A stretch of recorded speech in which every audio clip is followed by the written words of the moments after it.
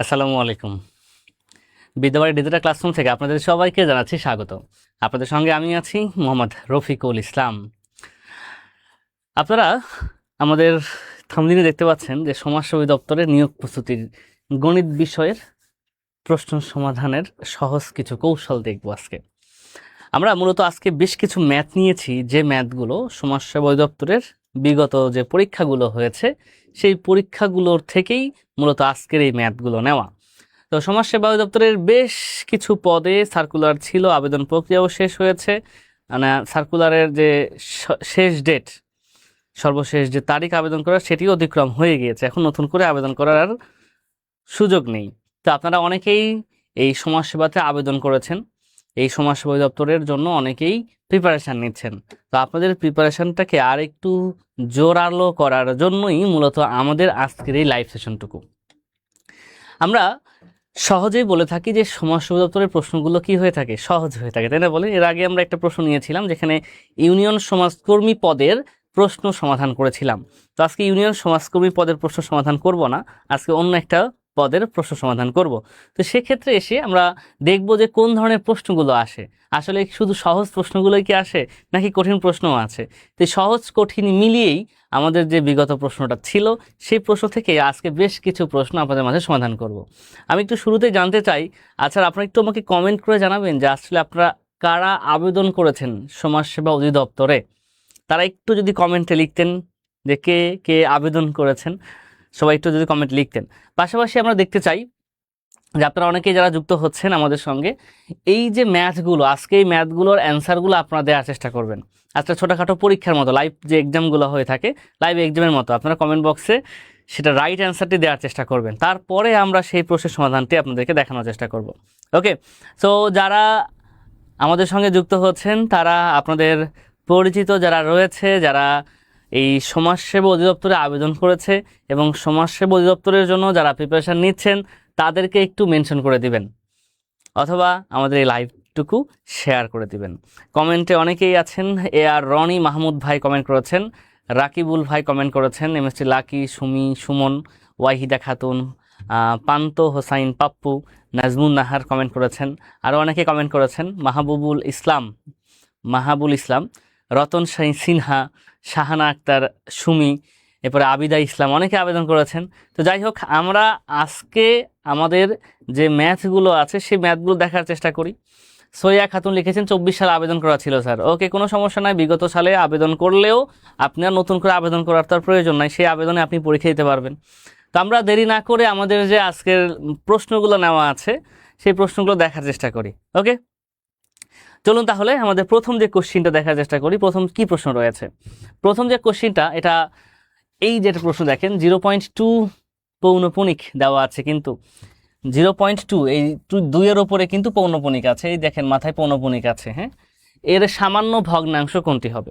অর্থাৎ পৌনপুনিক যুক্ত একটা সংখ্যাকে আমরা কিভাবে সাধারণ ভগ্নাংশে প্রকাশ করব? সামান্য ভগ্নাংশের অপর নামটাই সাধারণ ভগ্নাংশ। আপনারা যারা পারবেন তারা কমেন্ট বক্সে অ্যান্সারটা লিখে দেন, আর যারা পারবেন না তারা একটু দেখেন। সামান্য ভগ্নাংশ বলেছে, এই সামান্য ভগ্নাংশেরই অপর নাম হচ্ছে আমাদের সাধারণ ভগ্নাংশ। ভগ্নাংশ আমাদের দুই প্রকার, একটা হচ্ছে সাধারণ ভগ্নাংশ, আরেকটি হচ্ছে দশমিক ভগ্নাংশ। এই সাধারণ ভগ্নাংশের অপর নামটাই সামান্য ভগ্নাংশ। ওকে, আচ্ছা ফাজলি রাব্বি লিখেছেন, স্যার গণিত প্রশ্ন কম সময়ের মধ্যে কিভাবে করতে পারি? কম সময়ের মধ্যে সমাধান করার জন্য আপনাকে এক্সপার্ট হতে হবে। এক্সপার্ট না হলে কিন্তু আপনি কম সময়ে সমাধান করতে পারবেন না। এখন এক্সপার্ট হওয়ার জন্য এই যে পরীক্ষার আগে আপনাকে এক্সপার্ট হতে হবে, পরীক্ষার হলে গিয়ে যেন সেটা প্রয়োগ করা যেতে পারে। এখন সময় লাগুক, এখন সময় দেন, বুঝছেন, কিন্তু পরীক্ষার হলে যেন সময়টা না লাগে। এই জন্য এখন থেকে বেশি বেশি প্র্যাকটিস করতে হবে। একটা ম্যাথ যখন বারবার প্র্যাকটিস করবেন, তখন দেখবেন যে একটা সময় গিয়ে সেই ম্যাথটা অতি অল্প সময়ে আপনি সমাধান করতে পারবেন। ওকে, তো সবাই একটু চেষ্টা করেন এটা রাইট অ্যান্সারটা কি হবে।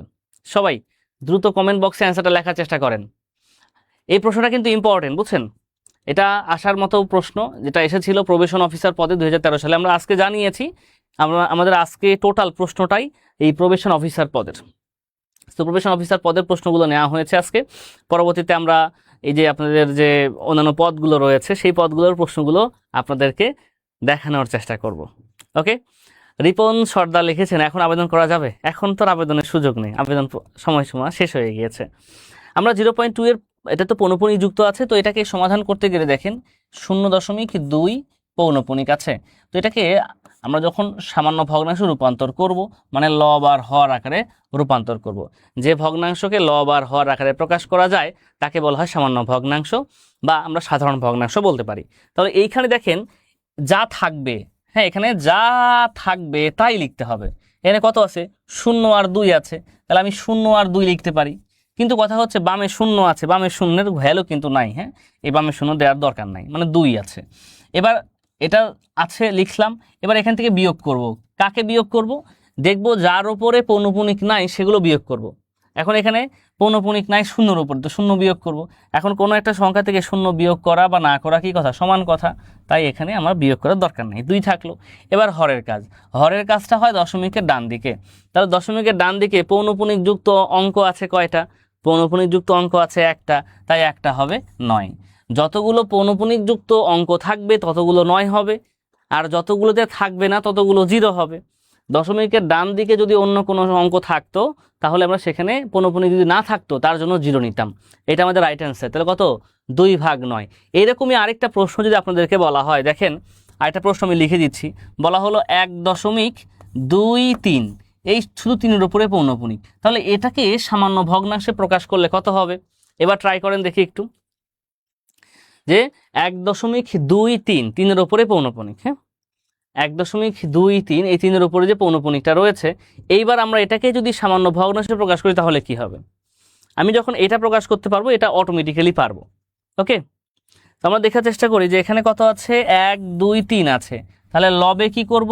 লবে আমরা 1, 2, 3 নিয়ে নিব। এবার নেওয়ার পরে বিয়োগ করে দিব, মাইনাস করব। তো দশমিক ছিল, দশমিক লিখি নাই, পৌনঃপুনিক ছিল সেটাও লিখি নাই কিন্তু। হ্যাঁ, আচ্ছা, এই যে 3-এর উপরে যে পৌনঃপুনিক, 3-এর এই পৌনঃপুনিক নাই কোন কোন অঙ্কের উপরে? 1-এর উপরে আর 2-এর উপরে। তাই এখান থেকে 1 এবং 2 কি হবে? 1 এবং 2টা মাইনাস করতে হবে। এর পরবর্তীতে দেখেন, এর পরবর্তীতে কি করব? দশমিকের পরের অংশগুলো হবে হরে। তাহলে এখানে পৌনঃপুনিক যুক্ত অঙ্ক আছে একটা, তাই একটা হবে 9। আরেকটা অঙ্কের উপরে পৌনঃপুনিক নাই, তাই আরেকটা হবে 0। যতগুলো পৌনঃপুনিক থাকবে ততগুলো 9 হবে, এবং যতগুলোতে থাকবে না ততগুলো 0 হবে। ওকে, ব্যাস। এখন 123 থেকে 12 বিয়োগ করবো আমরা, তাহলে কত হবে? এখানে 1 হবে, এখানে হবে 1, এখানেও হবে 1। তাহলে 111 ভাগ হচ্ছে যে 90। আমরা যদি কাটাকাটি করতে পারি তাহলে কাটাকাটি করব, কাটাকাটি করতে না পারলে কাটাকাটি করব না। মূলত 111 ভাগ 90 হবে। এখন 3 দিয়ে তো কাটা যায়, 3 দিয়ে কাটলে কত হবে? এখানে আমরা 3 দিয়ে কাটলে 3 তিরিশে 90 পাবো, আর এটা 3 দিয়ে কাটলে 3 তিরিশে 9, 10, 11, 2 আর 1 21, 3 7 21। তাহলে আমাদের অ্যান্সারটা হবে 37 ভাগ 30, বা আমরা 111 ভাগ 90 এটাও বলতে পারি। এটা হচ্ছে পৌনঃপুনিকের যে, মানে পৌনঃপুনিক যুক্ত কোনো একটা সংখ্যা যদি থাকে সেটাকে সামান্য ভগ্নাংশ বা সাধারণ ভগ্নাংশে রূপান্তর করার কৌশল, সেটা কিন্তু আপনাদেরকে বলে দিলাম। ওকে, তো যেখানে দেখেন আমাদের পৌনঃপুনিক যেটা থাকবে, যতগুলোর উপরে পৌনঃপুনিক থাকবে ততগুলো 9 দিতে হবে, আর যতগুলোর উপরে পৌনঃপুনিক থাকবে না ততগুলো 0 হবে। এটা শুধুমাত্র দশমিকের ডান দিকের জন্য। হরের কাজ কখনো দশমিকের বাম দিকে হবে না, হরের কাজ সর্বদাই কি হবে? সর্বদাই দশমিকের ডান দিকে হবে। এই যে আমি বক্স করে দিলাম, এই বক্স অংশটুকুতেই শুধু হরের কাজ হবে, কারণ এটা হচ্ছে পূর্ণ সংখ্যা, এক পূর্ণ সংখ্যা, ওটাকে কিন্তু আসবে না।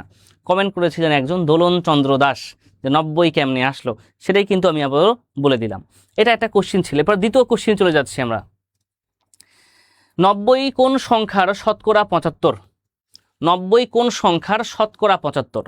তাহলে কোন সংখ্যার শতকরা 75 হবে 90? এটা হচ্ছে প্রশ্ন।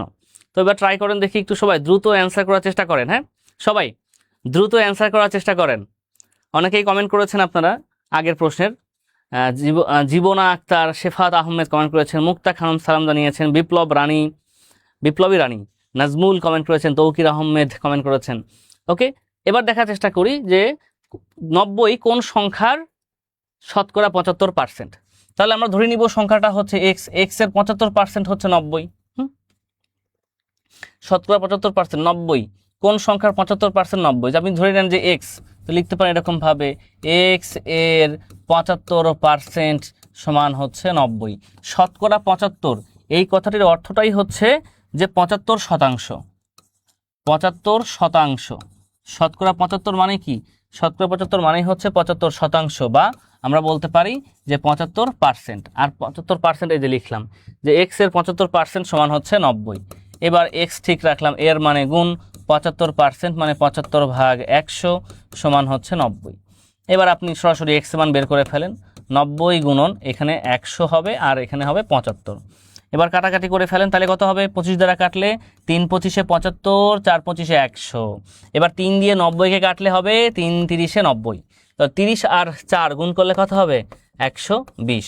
তার মানে 120 এর 75% হবে 90। তো অ্যান্সারটা কত? 120। আমরা এভাবে করতে পারি। আবার এটাকে যদি আরেকটু মডিফাই করে আরেকটু শর্টকাটে করতে পারি, তাহলে আমরা আরেকভাবেও কিন্তু করতে পারি। যেমন এখানে 75% সমান লিখবেন 90, তাহলে 1% সমান কত হবে? 90/75। এরপরে 100% সমান কত হবে? 100% হচ্ছে মূল সংখ্যা, তাহলে 90 গুণন 100 ভাগ হচ্ছে 75। এই যে এই কাজটাও কিন্তু আপনি করতে পারেন। তাহলে এবার আপনি ক্যালকুলেশন করেন, দেখেন সেম, এই দেখেন 90 গুণন 100 ভাগ 75 ছিল এখানেও পেয়েছেন 90 গুণন 100 ভাগ 75। ওইটা করলে কিন্তু আরও অনায়াসে অনেক সহজেই কিন্তু আপনার মানটা চলে আসবে। হাসনা আক্তার 80 অ্যান্সার করেছিলেন, 80 কি হবে বলেন? ওটা তো ভুল হয়ে গেল। হ্যাঁ, ওকে, আমরা রাইট অ্যান্সার পেয়ে গেলাম 120। এবার আসেন নেক্সট কোশ্চিন চলে যাচ্ছি আমরা। এবার ধারা থেকে একটা প্রশ্ন আসছে, দেখেন ধারা থেকে প্রশ্নটা আসছে কি? 5 11 19 29 ডট ডট ডট ধারার পরের সংখ্যাটি কত হবে? অর্থাৎ এই যে এটা 29-এর পর কত হবে সেটাই কিন্তু চেয়েছে। আপনারা সবাই দেখানোর চেষ্টা করেন দেখি একটু, 29-এর পর কত হবে? একজন কমেন্ট করেছেন, থ্যাংক ইউ স্যার, আমি আপনাদের পেইড ব্যাচের স্টুডেন্ট। ওকে, পেইড ব্যাচের একটা স্টুডেন্ট পেয়েছি আমরা অনেকেই আশা করছি। ওকে, আপনারা এবার সবাই এটাকে অ্যান্সার করার চেষ্টা করেন। হ্যাঁ, ওকে, আরিফ বাবু ভাই থ্যাংক ইউ, অনেক অনেক ধন্যবাদ। সবাই দ্রুত অ্যান্সার করার চেষ্টা করেন। হ্যাঁ, আগের প্রশ্নের অ্যান্সার অনেকেই করেছিলেন। হ্যাঁ, তুষিবা, তন্নি, জ্ঞান অন্বেষণ, শান্তা আঞ্জুম কমেন্ট করেছেন। এই প্রশ্নের অ্যান্সার করেছেন AR, রনিয়া মাহমুদ, শাহিদ আফ্রিদি, দোলন চন্দ্র দাস, তৌকির আহমেদ কমেন্ট করেছেন। ওকে, এর পরের সংখ্যাটি কত হবে? মোটামুটি যারা অ্যান্সার করেছেন অনেকেরই কিন্তু ভুল হয়েছে। হ্যাঁ, আচ্ছা, জুবাইদা গুলশান লিখেছেন, স্যার আপনি চলমান কোন কোর্সে ক্লাস নেবেন বলেন। আমাদের সমাজসেবাতে ভর্তি হলেও আমার ক্লাস পাবেন ইনশাল্লাহ। আমাদের স্বাস্থ্যকর্মী ব্যাচ রয়েছে, এখানেও আমার ক্লাস পাবেন। NTS থেকে ক্লাস পাবেন, 11 থেকে 20তম গ্রেডের ক্লাস পাবেন বর্তমানে। এই সমস্ত কোর্সগুলোতে ভর্তি হলে সেক্ষেত্রে পেয়ে যাবেন। এছাড়াও আমি বিভিন্ন তথ্য জানার জন্য যে কোন স্যারে ক্লাস পাবেন, এটা আপনি চাইলে আমাদের ওয়েবসাইটে গিয়েও দেখতে পারেন। হ্যাঁ, যে কোনো কোর্স শুরু করা হলে সেই কোর্সে কোন কোন স্যার ক্লাস নেবে এটা ওয়েবসাইটে দেওয়াই থাকে আপনাদের জন্য। তো আমরা দেখার চেষ্টা করি প্রত্যেকটা পদগুলোতে 5 এবং 6-এর পার্থক্যটা কত। দেখেন তো, ডিফারেন্সটা হচ্ছে 6। এবার 11 এবং 19-এর ডিফারেন্সটা কত দেখেন, এখানে পার্থক্যটা কিন্তু 8। 19 এবং 29-এর ডিফারেন্সটা হচ্ছে 10। তো এবার 29 এবং কত ডিফারেন্স কত হবে দেখেন, প্রথমে ছিল 6, তারপরে 8, তারপরে 10। এই পার্থক্যগুলো আবার 2 2 করে বৃদ্ধি পাচ্ছে। তার মানে এর পরের পার্থক্যটা কত হবে? 12 হবে। তাহলে 12 আর 29 যখন যোগ করবেন তখন কত হবে? 12 29 যোগ করলে হবে 41। অর্থাৎ এখানে রাইট অ্যান্সারটা হচ্ছে আমাদের 41। আপনারা অনেকেই 39 লিখেছেন, অনেকেই 39 লিখেছেন, যা কিন্তু ভুল। নাজমুল ভাই 35 অ্যান্সার করেছেন, এটা তো ভুল, 35 তো হবে না। তো কেন হবে না আশা করি বুঝতে পেরেছেন। কেন হবে? ধারা তো একটা সিকোয়েন্স ভেদে যাবে। হ্যাঁ, সেই সিকোয়েন্সটা কিন্তু আপনাকে বুঝতে হবে। ধারা মানেই যে সবসময় সমান্তর ধারা থাকবে বা গুণোত্তর ধারা থাকবে তা কিন্তু নয়। ধারার ক্ষেত্রে বিভিন্ন ভেদে এই প্রশ্নগুলো থেকে থাকে। অনেকটা মনে করেন যে মানে মেন্টাল অ্যাবিলিটির যে অংশটুকু থাকে অনেকটা সেখান থেকে প্রশ্নগুলো আসে। এই যে বনলতা লিখেছেন 12, এই 12 কেমনে হইল? হ্যাঁ, পার্থক্য 12, ঠিক আছে, সরি। হ্যাঁ, ডিফারেন্সটা 12 বলেছেন। ওকে, আসেন এবার নেক্সট কোশ্চিন দেখার চেষ্টা করি আমরা। নেক্সট কোশ্চিন রয়েছে, একটা গাড়ির চাকা প্রতি মিনিটে 90 বার ঘোরে। একটা গাড়ির চাকা প্রতি মিনিটে 90 বার ঘোরে, 1 সেকেন্ডে চাকাটি কত ডিগ্রি ঘুরবে? এই প্রশ্নটা খুবই ইম্পর্টেন্ট। হ্যাঁ, আবারও বলছি, এই প্রশ্নটা খুবই ইম্পর্টেন্ট।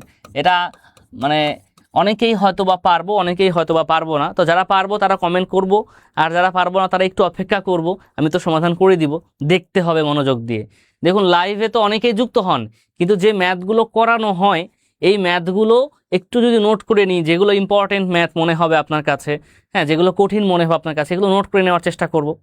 ওকে, অনেকে কমেন্ট করেছেন, মেহজাবিন আহমেদ লামহা কমেন্ট করেছেন, আরিফুল ইসলাম কমেন্ট করেছেন, কমেন্টের জন্য প্রশ্ন দেখা যায় না। কমেন্টের জন্য প্রশ্ন দেখা না গেলে আপনি রোটেট করে নেবেন, নিয়ে কমেন্ট বক্সটা ডিলিট মানে হাওয়া করতে হবে, ডান পাশে স্ক্রল করে দিবেন, দেখবেন চলে যাবে ওইখানে। হ্যাঁ, ওকে, আমরা দেখার চেষ্টা করি। অনেকে কমেন্ট করেছেন কিন্তু, হ্যাঁ, এই যে শিল্পী শিউল কমেন্ট করেছেন, মেঘলা আকাশ, সোনিয়া ইসলাম, এরপরে সবিতা আক্তার, শাবাস, সামি কমেন্ট করেছেন, কেয়া ইসলাম, সুরাই আক্তার, তানিয়া, কামাল হোসেন, বিজয় কমেন্ট করেছেন। আমরা দেখার চেষ্টা করি গাড়ির চাকাটা কেমন হয় বলেন তো। গাড়ির চাকাটা হয় গোলাকার। আচ্ছা, এ পর্যন্ত এমন কোনো গাড়ি দেখেছেন যে গাড়ির চাকা গোলাকার নয়, ত্রিভুজাকৃতির হয়েছে, চতুর্ভুজাকৃতির হয়েছে, এরকম দেখেছেন নাকি? চার কোনা গাড়ির চাকা। চাকা বলতেই কিন্তু বোঝায় আমাদের গোলাকার বা বৃত্তাকার বলতে পারি আমরা। গোলাকার না বলে আমরা বৃত্তাকার বলতে পারি। তো এটা মনে করেন যে গাড়ির চাকা একটু এলোমেলো হয়েছে, আর ধরে নিই, হ্যাঁ, আমরা ফিল করব এটা হচ্ছে আমাদের একটা গাড়ির চাকা। এটা যদি গাড়ির চাকা হয়, এই গাড়ির চাকাটা প্রতি মিনিটে 90 বার ঘুরে। এখন এই চাকাটা ঘুরে কোথায়? অবশ্যই এই চাকাটা রাস্তায় থাকবে, এটা মনে করেন রাস্তা। এখন চাকার কিছু একটা অংশ দেখেন এখানে কিন্তু মাটিতে মিশে বা রাস্তায় মিশে, সম্পূর্ণ কিন্তু রাস্তার সঙ্গে স্পর্শ করে না, চাকার কিছু একটা অংশ স্পর্শ করে। এখন এই চাকাটা যখন ঘুরবে ঘুরবে ঘুরবে ঘুরতে সম্পূর্ণ ঘুরে যখন আবার এখানে আসে, তখন একবার সম্পূর্ণ ঘুরলো। যখন একবার সম্পূর্ণ ঘুরে তখন তার পরিধির সমান পথ অতিক্রম করে। চাকাটি একবার ঘুরলে তার পরিধির সমান পথ অতিক্রম করে। যেহেতু এটা একটা বৃত্ত, বৃত্তের পরিধি হচ্ছে 2πr, তখন এটা 2πr এর সমান পথ অতিক্রম করবে। এবং আরেকটি কথা দেখেন, যখন একবার সম্পূর্ণ ঘুরছে, এই যে এইখানে কত ডিগ্রি কোণ আছে, এই যে এটা ঘুষলে পাওয়া যায় 90 ডিগ্রি, 90 ডিগ্রি, 90 ডিগ্রি, 90 ডিগ্রি। তার মানে চাকাটি একবার ঘুরলে কত ডিগ্রি কোণ উৎপন্ন করে? একবার ঘুরলে 360 ডিগ্রি কোণ উৎপন্ন করে। তাহলে এখন আমার প্রশ্ন হচ্ছে, এখানে বলেছে যে চাকাটি কত ডিগ্রি ঘুরবে। তাহলে কত ডিগ্রি ঘুরবে এটা জানার জন্য আমাকে বের করতে হবে চাকাটি কতবার ঘোরে। আপনি যদি কতবার ঘোরে এটা বের করতে পারেন, তাহলে ওই বারকেই 360 দ্বারা গুণ করলেই আমরা পেয়ে যাব কত ডিগ্রি ঘোরে। তাহলে আসেন আমরা এখন বের করি কতবার ঘোরে। এখানে বলা হয়েছে প্রতি মিনিটে, মানে 1 মিনিটে, প্রতি মিনিটে 90 বার ঘোরে। প্রতি মিনিট মানে কয় সেকেন্ড বলেন তো? 60 সেকেন্ড। আমরা বলতে পারি যে 60 সেকেন্ডে ঘুরে কতবার? 60 সেকেন্ডে ঘুরে হচ্ছে যে 90 বার। এই যে লিখলাম 60 সেকেন্ডে ঘুরে 90 বার। তাহলে 1 সেকেন্ডে কতবার ঘুরবে? 1 সেকেন্ডে ঘুরবে 90 ভাগ 60 বার, এইটা ঘুরবে। এখন প্রশ্নও কিন্তু বলেছে যে 1 সেকেন্ডে চাকাটি কত ডিগ্রি ঘুরবে। তাহলে আমরা 1 সেকেন্ডে ঘুরে এতবার এটা পেয়েছি। আমরা এখন কি করতে পারি? এই যে যতবার ঘুরে সেই বারের সঙ্গে 360 ডিগ্রি গুণ করলেই পেয়ে যাব কত ডিগ্রি ঘুরে। কেন 360 ডিগ্রি গুণ করলাম? কারণ এখানেই দেখতে পেলাম যে চাকাটি যখন সম্পূর্ণ একবার ঘুরে তখন কেন্দ্রে 360 ডিগ্রি কোণ উৎপন্ন করে। তাহলে এতবার ঘুরলে এত ইন্টু 360, একবার ঘুরলে 360, দুইবার ঘুরলে কি হবে? 2 গুণন 360 হবে, তিনবার ঘুরলে 3 গুণন 360 হবে, চারবার ঘুরলে 4 গুণন 360, তাহলে 90/60 বার ঘুরলে 90/60 ইন্টু 360 হবে এটা। ব্যাস, এখন আপনি ক্যালকুলেশন করেন তাহলেই হয়ে যাবে। তো আমরা 0 0 কাটি, 6 6 কাটি, তাহলে 6 হবে এখানে। তাহলে 6 9 54 কত? 540 ডিগ্রি ঘুরবে। এই যে এটা হচ্ছে আমাদের রাইট অ্যান্সার, যে 540 ডিগ্রি ঘুরবে। ওকে, তো মোটামুটিভাবে সবাই রাইট অ্যান্সার করেছেন। হ্যাঁ, আপনাদের অনেক অনেক ধন্যবাদ যারা রাইট অ্যান্সার করেছেন। আমি কারো ভুল মানে কমেন্ট দেখতে পাই নাই, যতজনের কমেন্ট দেখেছি মোটামুটি সবাই আপনারা রাইট অ্যান্সারই করেছেন। তো অনেক অনেক ধন্যবাদ রাইট অ্যান্সার করার জন্য। আবার অনেকে হয়তো পারি নাই বা বুঝি নাই, তারা একটু আশা করি এবার বুঝতে পেরেছেন। ওকে, আসেন পরবর্তী কোশ্চিন চলে যাচ্ছি আমরা। এই যে পরবর্তী কোশ্চিন দেখেন কি বলেছে, 40 থেকে 100 পর্যন্ত সংখ্যার মধ্যে বৃহত্তম ও ক্ষুদ্রতম মৌলিক সংখ্যার অন্তর কত? তাহলে 40 থেকে 100 পর্যন্ত সংখ্যাগুলোর মধ্য থেকে বৃহত্তম এবং ক্ষুদ্রতম মৌলিক সংখ্যার অন্তর কত? করে ফেলেন সবাই। এই যে একজন কমেন্ট করেছেন একটা ভাই, যে স্যার এগুলো কি প্রাইমারিতে কাজে লাগবে? দেখুন, কাজে লাগবে না কোথায় বলেন দেখি? এমন কোনো চাকরির পরীক্ষা কি আছে যেখানে কাজে লাগবে না? আপনি যে কোনো প্রান্তে যান, যে কোনো চাকরির পরীক্ষা দেন না কেন, হ্যাঁ, উইদাউট ব্যাংকের ক্যাটাগরিটা একটু আলাদা। হ্যাঁ, ব্যাংক ছাড়া আপনি যে ধরনের চাকরির পরীক্ষাতে যান না কেন, এগুলো আপনার প্রত্যেকটা চাকরির পরীক্ষাতেই কাজে লাগবে। ওকে, রুকাইয়া কমেন্ট করেছেন, থ্যাংক ইউ। আমরা দেখার চেষ্টা করি এখানে 40 থেকে 100। তাহলে 100 এবং 40। তো 40 থেকে বড় মানে মৌলিক সংখ্যাটি কত? মৌলিক সংখ্যা যেহেতু বলেছে, তাহলে 41টাই হচ্ছে সেই মৌলিক সংখ্যা। এবং 100 থেকে ছোট সেটা কত? সেটা হচ্ছে 97। এই যে 97 মৌলিক সংখ্যা। এখন এই দুই মৌলিক সংখ্যার অন্তর মানে পার্থক্য কত হবে? 6 আর এখানে কত? 5, 56। এই যে পেয়ে গেলাম আমাদের রাইট অ্যান্সার 56। এখন মৌলিক সংখ্যা কি কি সেটা কিন্তু জানতে হবে, না জানলে কিন্তু আমাদের এই প্রশ্নের অ্যান্সারটা এত দ্রুত বের করতে পারবো না। আমি যদি হাতে গুনি, মানে হাতে যদি পরীক্ষার হলে গিয়ে যদি হাতড়াই যে কোনগুলো মৌলিক, ছোট মৌলিক কোনটা, বড় মৌলিক কোনটা, তাহলে কিন্তু অনেক সময় লেগে যাবে আমাদের। হ্যাঁ, ওকে, এটা গেল আমাদের। এরপরে আসে নেক্সট কোশ্চিন। পরবর্তীতে বলা হয়েছে √0.09 এটার মান কত হবে? যারা পেইড বেসে ক্লাস করেছেন তাদের নিশ্চয়ই এই প্রশ্নটার জন্য কোনো খাতা কলম লাগবে না, তাই না? বলেন, খাতা কলম লাগবে? এই বলেন দেখি, আমার পেইড বেসের শিক্ষার্থী কেউ আছেন কি? যে কোনো ব্যাচেরই হন না কেন, যে কোনো কোর্সেরই হন না কেন, যদি আমার ক্লাস করে থাকেন, এটা আশা করি এটা এই ধরনের ম্যাথ করার জন্য আপনার খাতা কলমের প্রয়োজন হবে না, দেখার সঙ্গে সঙ্গে মুখে মুখে অ্যান্সার করে দেওয়া পসিবল হবে। ওকে, তো এটা হচ্ছে √0.09 অ্যান্সারটা কি হবে? রুট করলে কি হবে? 0.03 নাকি 03 নাকি 0.003 নাকি 0.0003? কোনটা ভুল হবে? এগুলো মোটেও ভুল করা যাবে না, এগুলো খুবই সহজ এবং খুবই সহজভাবেই কিন্তু আসলে এগুলো সমাধান করা যায়। ওকে, আয়েশা আক্তার ভুল হয়েছে। হ্যাঁ, তাইফা ইসলাম নিহা আপনারও ভুল হয়েছে। এরপরে লুৎফা ইয়াসমিন আপনারাও ভুল করেছেন। ওকে, অনেকেই আমরা ভুল করতেছি। ওকে, আমরা যারা ভুল করতেছি তারা হয়তোবা কোনো কারণে হয়তোবা ভুল করে ফেলছি। দেখার চেষ্টা করি, এখানে আমরা যে কোনো দশমিকের বর্গমূল যখন করব, একটু বলে দিই, দেখেন, মনোযোগ দিয়ে একটু শোনেন সবাই। ওকে, এটা ম্যাজিক্যাল ট্রিক্স, বুঝছেন?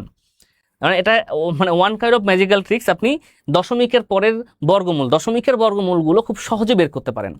কিভাবে বের করবেন দেখেন, যে কোনো সংখ্যার বর্গমূল যদি বের করতে চান, মনে করেন আমি 0.1 এর বর্গমূল বের করব। 0.1 এর বর্গমূল বের করব।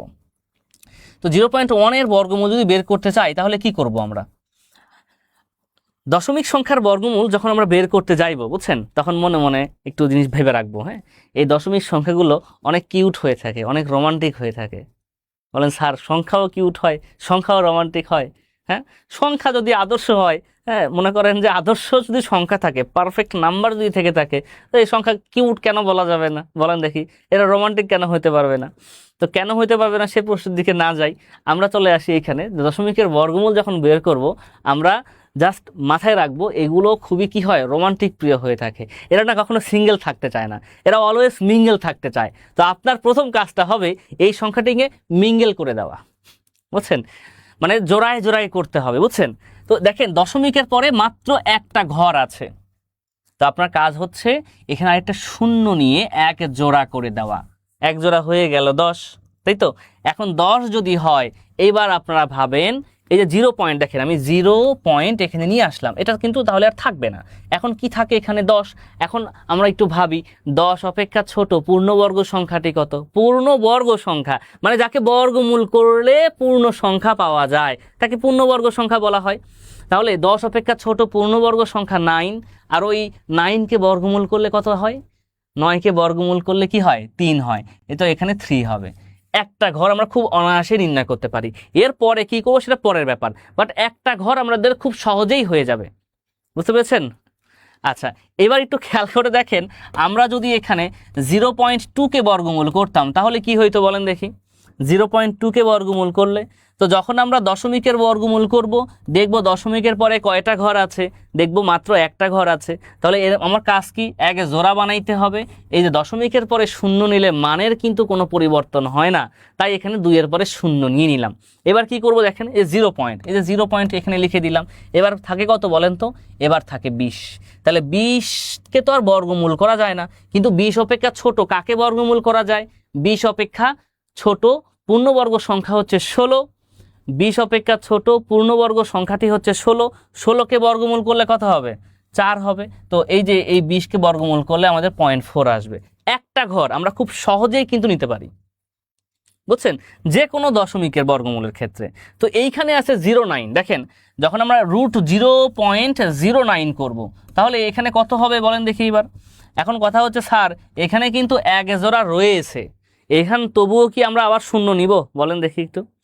এক জোড়া যখন থাকে তখন কিন্তু আর শূন্য নিব না আমরা, বুঝছেন? তাহলে কি করব আমরা? আমরা কিছুই করব না, 0 পয়েন্ট ছিল, 0 পয়েন্ট আমরা রেখে নিলাম। এবার 09 আছে। আচ্ছা 09 মানে কি বলেন তো? পূর্ণ সংখ্যা যদি হয় 09, তো 09 যে কথা, 9ও তো সেই কথা নাকি? তো এটাকে রুট করলে কত হয়? এটাকে যদি রুট করি তাহলে শুধু 3 হবে না, তো এটাকে রুট করলে আমাদের 3 হবে, অ্যান্সারটা হবে 0.3। এইটা হচ্ছে রাইট অ্যান্সার। ওকে, এইটা হচ্ছে রাইট অ্যান্সার, ঠিক আছে? এই যে 0.3, এটা হচ্ছে আমাদের রাইট অ্যান্সার। আশা করি বুঝতে পেরেছেন। দেখুন আমি আসলে এই প্রশ্নটার জন্য আমি আরও দুটো এক্সাম্পল নিয়েছি, যেন দশমিকের বর্গমূল পরীক্ষায় মাঝে মাঝে আসে, বুঝতে পেরেছেন? দশমিকের বর্গমূল পরীক্ষাতে মাঝে মাঝে আসে, প্রায় পরীক্ষা দেখবেন যে 2-1টা পরীক্ষা পরপর এরকম বর্গমূল চলে আসে, এই জন্য এগুলো একটু ভালো করে জানতে হবে। ওকে, এবার আসেন নেক্সট কোশ্চেন চলে আসি আমরা। x + 2y = 4, x + 2y = 4 এবং xy = 2 হয়, তবে x ইকুয়াল কত হবে? x এর মান কত হবে? এই বলেন দেখি অ্যান্সারটা কি হবে? সবাই দ্রুত কমেন্ট করেন। এটা তো সহজ প্রশ্ন, একদমই সহজ প্রশ্ন, মোটেও কোনো কঠিন প্রশ্ন নয়। এটা দেখার চেষ্টা করেন কি হবে রাইট অ্যান্সারটা। অনেকেই করতে হয়তো বা সময় নিতে পারেন, আপনারা সময় নেন, কোনো অসুবিধা নাই। বলেন দেখি অ্যান্সারটা কি হবে। ওকে, অনেকে আগের প্রশ্নে কমেন্ট করেছিলেন, আরজু আহমেদ রাজু, নুরশান বিনতে নূর কমেন্ট করেছিলেন, আব্দুল্লাহ আল মামুন, রুমানা আক্তার ইভা, এগুলো আগের প্রশ্নে অ্যান্সার করেছিলেন। হ্যাঁ, এখন এটা প্রশ্ন করেন। হ্যাঁ, সবাই দ্রুত দেখার চেষ্টা করেন। x + 2y = 4 এবং এখানে বলা হচ্ছে xy = 2, মানে x আর y গুণ করলে 2 হবে, কিন্তু x + 2y, x আর 2y যোগ করলে হবে 4। তো কি হবে রাইট অ্যান্সারটা? সবাই দ্রুত দেখার চেষ্টা করেন, কমেন্টে লেখার চেষ্টা করেন। হ্যাঁ, কি হবে রাইট অ্যান্সার? আপনারা এই ধরনের প্রশ্নগুলো যদি মানে বুঝে উঠতে না পারেন যে আসলে কি ফর্মুলা করব, কিভাবে করব, বুঝে উঠতে পারছি না, বুঝে উঠতে না পারলে খুবই সহজে যে কাজটা করতে পারেন সেটা হচ্ছে যে অপশন টেস্ট করতে পারেন। এক্স এর মান কত চেয়েছি যেহেতু, এখন আমি একটু দেখার চেষ্টা করি। এক্স এর মান যদি 0 হয়, দেখেন তো এক্স এর মান 0, তাহলে ওয়াই এর মান কত হলে 4 হবে? ওয়াই এর মান 2 হলে 4 হবে। 0 + 2 * ওয়াই এর মান 2 হলে তবেই তো ওপারে 4 হবে, তাছাড়া কি 4 হবে? হবে না। ওকে, এক্স এর মান 0, ওয়াই এর মান 2 ধরলাম। এখন এক্স এর মান 0 আর ওয়াই এর মান 2, 0 আর 2 গুণ করলে কি 2 হবে? এটা কি সম্ভব? এটা কিন্তু সম্ভব নয়, তার মানে 0 হবে না। 12 হওয়া কি সম্ভব? দেখেন তো 12 যোগ, তাহলে 2 এর সঙ্গে কত গুণ করলে 4 হবে? তাহলে এখানে আমাকে কি নিতে হবে? -4 নিতে হবে, বুঝছেন? কেন? কারণ 4 × 2 = 8, -8 হবে এখানে, 12 - 8 তবে 4 হবে। তাহলে এখানে x এর মান হচ্ছে 12 আর y এর মান হচ্ছে -4, তাহলে হবে কি অত আমাদের এখানে -8 হচ্ছে 4 × 12 = 48 হয়ে যাবে। এটা কি হবে? এটাও হবে না, কারণ এখানে 2 আছে। যদি 1 নিয়ে x এর মান দেখেন, x এর মান 1 + 2 * y এর মান কত লাগবে তাহলে? এখন y এর মান 3 হতে হবে এখানে টোটাল, তাই না? 1 + 3, তো 3/2 হতে হবে, তবে কিন্তু এখানে আমাদের 4 হবে, তাছাড়া 4 হবে না। তো x এর মান যদি 1 নিই আর y এর মান যদি আমরা 3/2 নিই, এখানে কি আমরা 2 পাবো বলেন? এখানে আমরা শুধু 2 পাবো না, মানে ক, খ বা গ কোনো অ্যান্সারই হবে না।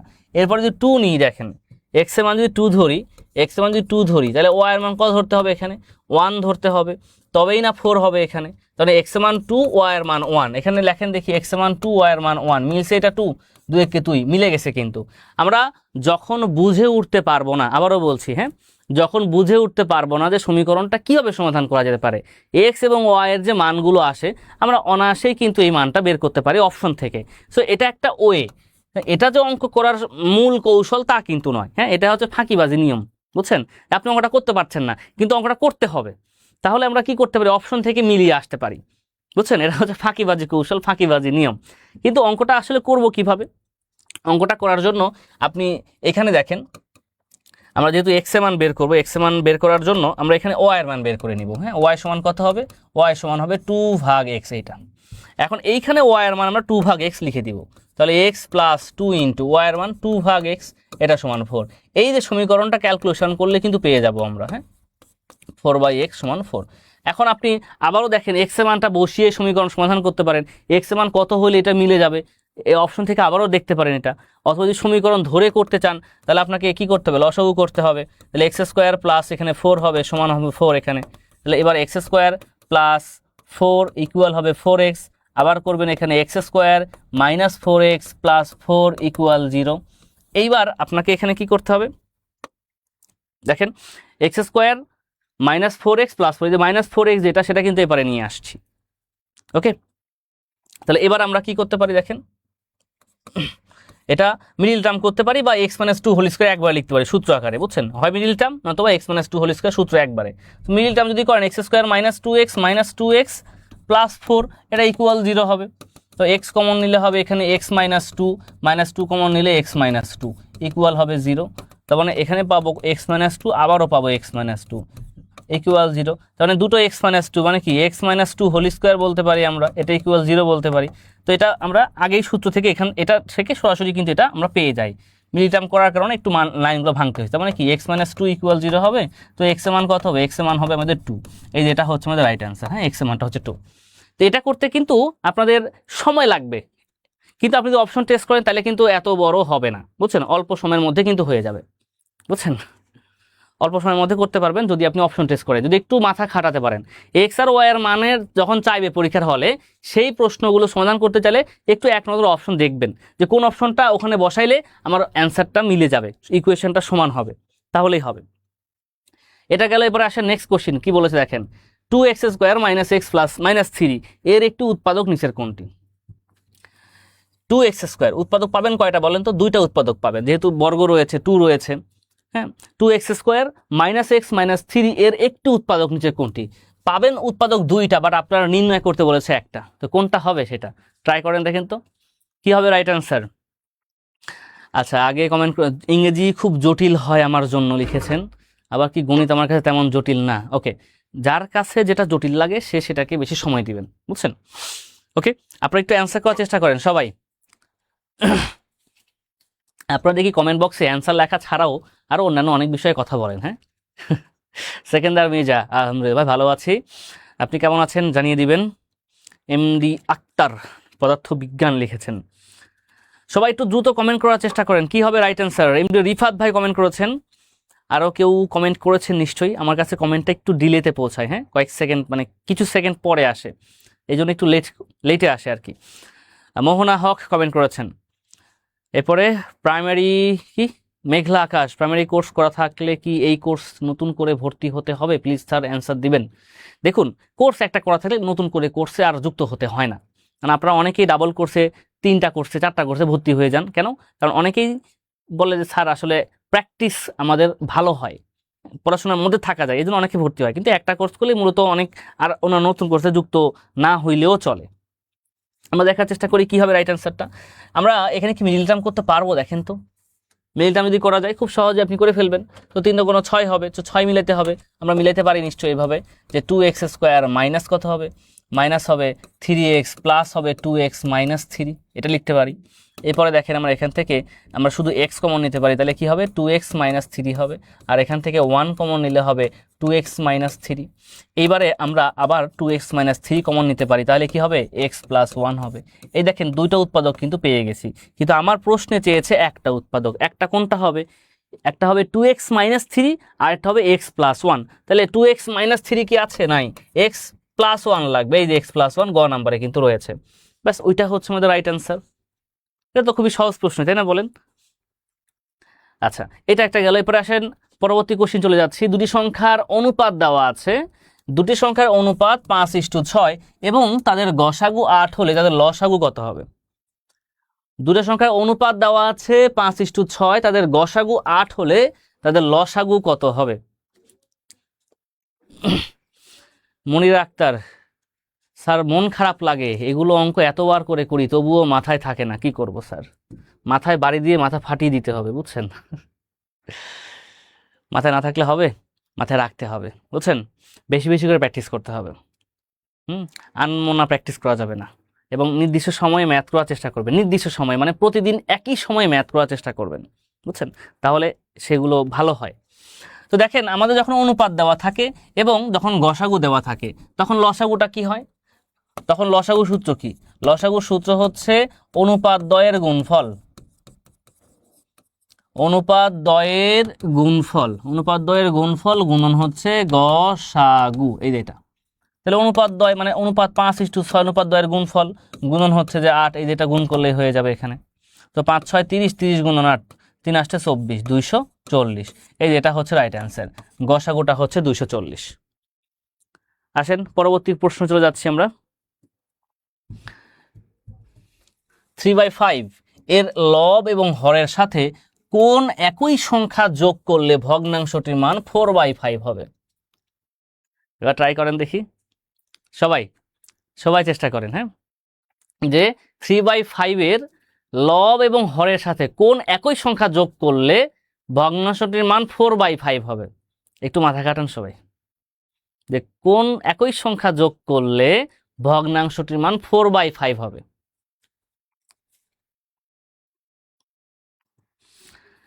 এই প্রশ্নটার অ্যান্সার অনেকেই করতে গিয়ে হয়তোবা সময় নিতে পারেন। হ্যাঁ, আমি একটু সময় দিচ্ছি আপনাদের, কিছুটা সময় দিচ্ছি যে আপনারা একটু ট্রাই করেন, মানে খাতা কলমে করেন, তারপরে আপনারা অ্যান্সার করার চেষ্টা করেন।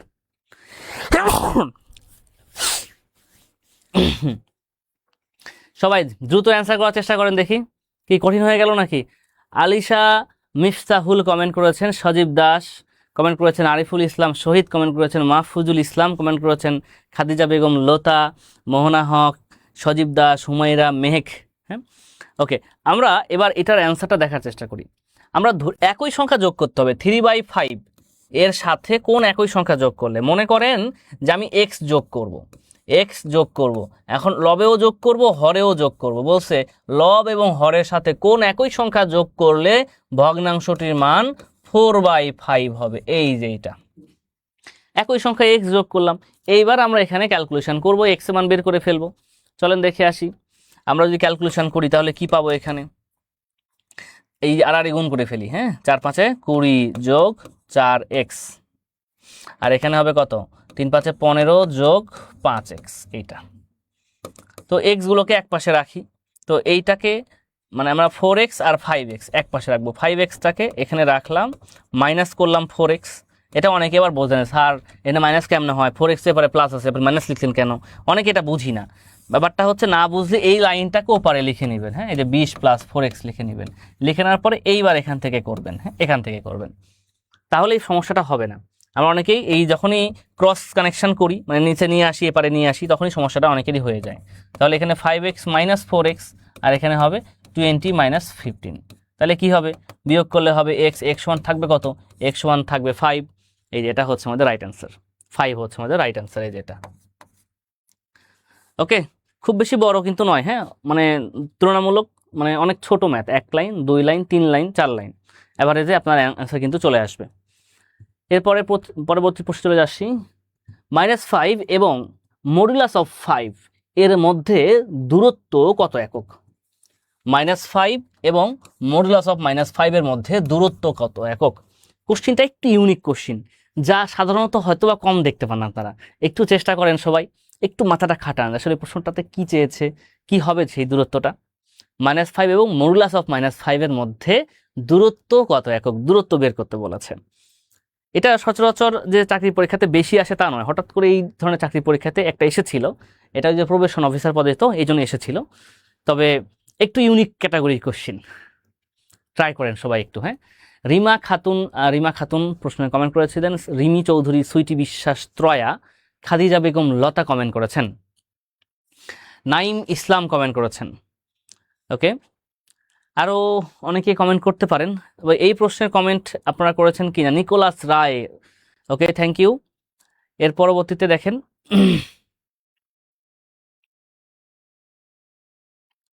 সুলতানা রাজিয়া কমেন্ট করেছেন, ইকবাল হোসাইন, ইফতি কমেন্ট করেছেন, মাহফুজুল ইসলাম কমেন্ট করেছেন।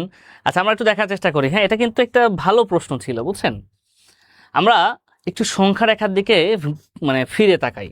মনে আছে সেই ছোটবেলায়, মানে ক্লাস 6-7 আমরা সংখ্যা রেখা দেখেছিলাম। এই সংখ্যা রেখার এদিকেও তীর চিহ্ন থাকে, এদিকেও তীর চিহ্ন থাকে। সংখ্যা রেখার মাঝ বরাবর থাকে আমাদের 0, তারপরে কি থাকে বলেন?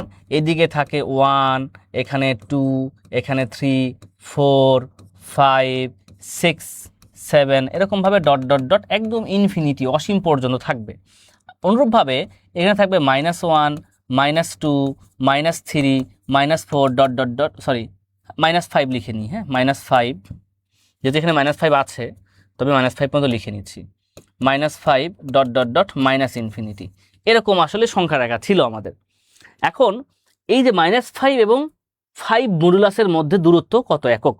-5 বলতে কি বুঝি? এই যে -5টা এখানে কিন্তু রয়েছে আমাদের, মানে এখান থেকে শুরু হবে দূরত্বটা। এখান থেকে কোন পর্যন্ত, মডুলাস অফ 5। এখন স্যার 5 তো বুঝি আমরা, যদি বলতো -5 এবং 5-এর মধ্যে দূরত্ব, তাহলে তো মোটামুটি পারতাম সবাই, তাই না? কিন্তু মডুলাস মানে কি বোঝায়? মডুলাস ব্যাপারটা হচ্ছে যে সেটা যে কোনো ঋণাত্মক মানকেও কি করবে, ধনাত্মক করে দিবে। মডুলাসটা হচ্ছে সর্বদাই পজিটিভ মান, বুঝছেন? মডুলাসটা কি হবে, সর্বদাই পজিটিভ মান হবে, অর্থাৎ এটা +5। এই যে +5, এই যে এটা আমরা এখন কি করি, যে দূরত্ব মানেই তো ঋণাত্মক বুঝি, মানে মাইনাস করতে হবে, এই যে এই কাজটা বুঝে থাকি, হ্যাঁ এইটা বুঝি। কিন্তু যখন আপনি এই যে মাইনাস দূরত্বটা করলেন, দূরত্বটা হইল কত দেখেন তো, একটু খেয়াল করে দেখেন, -5, এটা মানে অলওয়েজ +5 বুঝাবে, এই যে +5, কিন্তু মানে এই মাইনাস কিন্তু মাইনাস থাকবে, তখন -10 হবে নাকি এইটা। কিন্তু দূরত্ব খেয়াল করবেন, দূরত্ব কখনো ঋণাত্মক হয় না, দূরত্ব সর্বদাই কি হয়, দূরত্ব সর্বদাই পজিটিভ, ধনাত্মক হবে। দূরত্ব কখনোই ঋণাত্মক হয় না। কোনো কিছু দৈর্ঘ্য, প্রস্থ, উচ্চতা, এগুলো কি ঋণাত্মক হয় বলেন? এগুলো কখনোই ঋণাত্মক হয় না, এগুলো সর্বদাই পজিটিভ হয়, বুঝছেন? এগুলো সর্বদাই কি হয়, পজিটিভ হয়। তাই এই দূরত্ব সর্বদা কি করতে হয়, মডুলাসে রাখতে হয়। তাহলে মডুলাসে যখন রাখবেন, -10 হবেন, তখন সেখানে কিন্তু +10 পেয়ে যাবেন।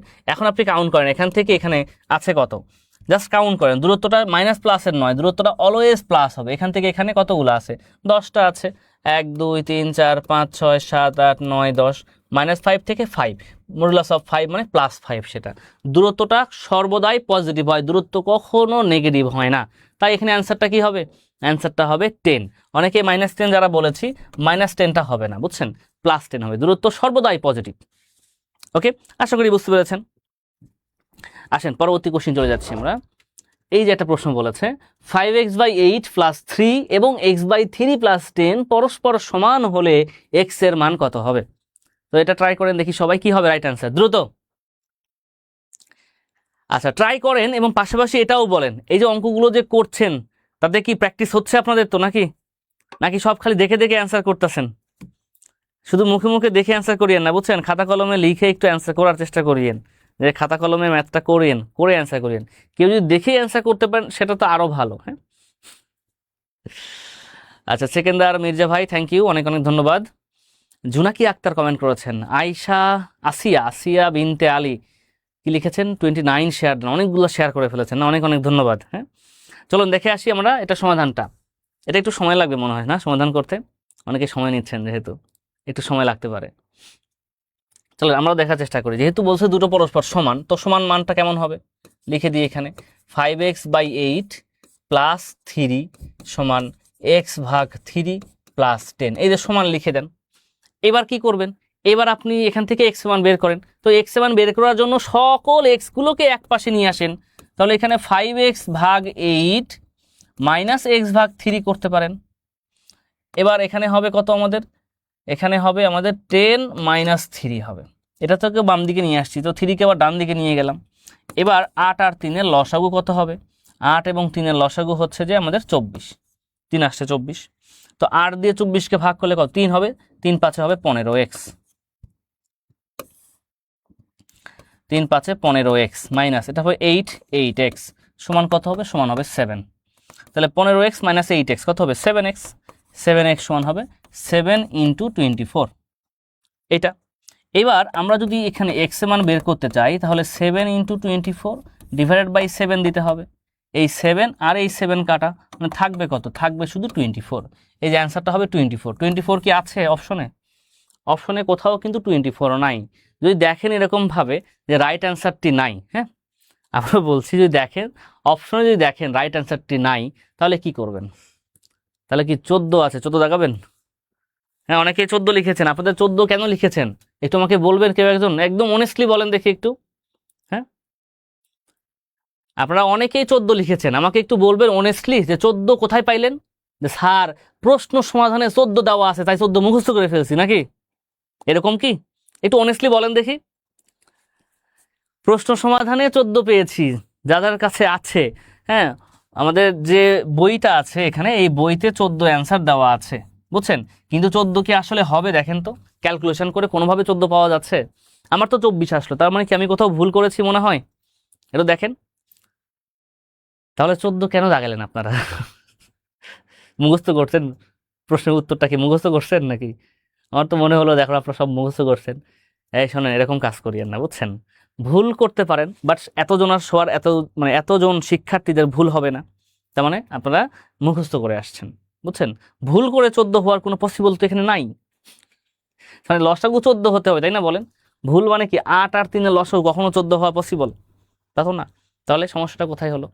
যখন কোনো প্রশ্নের রাইট অ্যান্সার দেওয়া থাকবে না, তখন আমরা ওই প্রশ্নের উত্তর দাগাবো না, বুঝছেন? আবারও বলি, যখন প্রশ্নের উত্তর সঠিক থাকবে না, তখন সেটা আমরা দাগাবো না, স্কিপ করব। ওকে? বা যদি এমনও হয় যে একই প্রশ্নের উত্তর 2টা দেওয়া আছে, তখনও আমরা দাগাবো না। ওকে? এটা যদি অপশন 14 না হয়ে 24 হইতো, তাহলে আমরা এখানে রাইট অ্যান্সার করতাম। এখানে যেহেতু 24 নাই, তাই আমি করব না। ঠিক আছে? ওকে, এইটা আমাদের কমপ্লিট। এবার আসেন নেক্সট কোশ্চেন চলে যাচ্ছি আমরা। এখানেও 14 অ্যান্সার দেওয়া আছে, কিন্তু বুঝছেন, যে বললাম না বইতে দেওয়া আছে 14, তাই এখানে 14 দেওয়া আছে, বুঝছেন? এই যে এখানে হচ্ছে 24 হবে। আচ্ছা, একজন কমেন্ট করেছেন 5x/8 + 3 + x/3 + 10 = 0 দিয়ে হবে না স্যার? 0 কেন দিবেন? বলেছে 0।